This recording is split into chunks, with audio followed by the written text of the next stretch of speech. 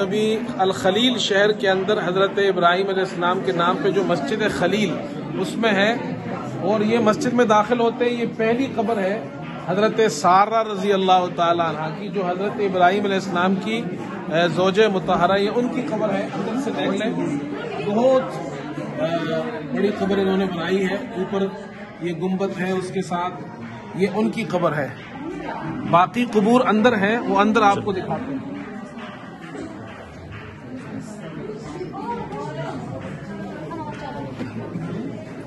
یہ ہے مسجد، اور یہ جو قبور ہے وہ اس مسجد کے نیچے ہے، جو اس کے نیچے ہے زیر زمین ہے، لیکن انہوں نے اس کے اوپر یہ مقام علامت بنائی ہوئی ہے، تو اس لیے یہ پوری مسجد ہے۔ یہ آپ دیکھیں آگے، یہ ساری مسجد ہے، لیکن یہ اوپر مقام ہے۔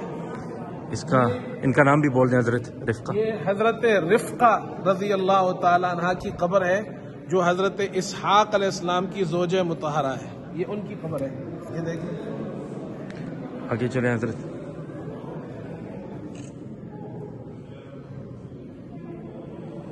اچھا، یہ مسجد کا محراب ہے، یہ آپ دیکھیں، اور یہ آپ کو آگے یہ ممبر نظر آ رہا ہے۔ یہ ممبر جو ہے حضرت صلاح الدین ایوبی رحمۃ اللہ علیہ نے جب بیت المقدس کو فتح کیا تھا تو انہوں نے یہ مسجد یہ ممبر بنایا تھا، اس کو صلاح الدین ایوبی کا ممبر کہا جاتا ہے۔ آج یہ جو قبر ہے یہ حضرت اسحاق علیہ السلام کی قبر ہے، جو ابراہیم علیہ السلام کے بیٹے ہیں حضرت اسحاق علیہ السلام، یہ ان کی قبر ہے۔ آپ ان کو ذرا دکھائیں۔ یہ اوپر نام لکھا ہوا ہے، اور حضرت اسحاق علیہ السلام کی قبر ہے۔ یہاں آ جائے، یہ یہاں لکھا ہوا ہے الغار الشریف، یہاں نیچے غار ہے۔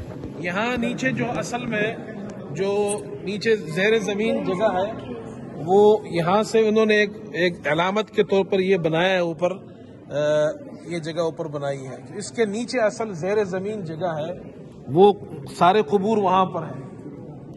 یہ اندر کا حصہ ہے،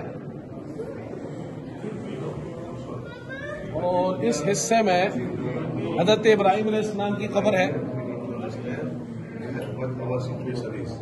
یہ ہے حضرت ابراہیم علیہ السلام کی قبر، یہ اوپر لکھا بھی ہوا ہے، یہ اوپر لکھا ہوا هذا ہے۔ قبر خلیل الرحمن علیہ السلام۔ یہ اوپر دیکھیں، یہ فانوس وغیرہ اور یہ ساری بنائی ہے۔ یہ 4 قبور ہیں یہاں پر، اور یہ مسجد ہے حضرت ابراہیم علیہ السلام کے نام پر۔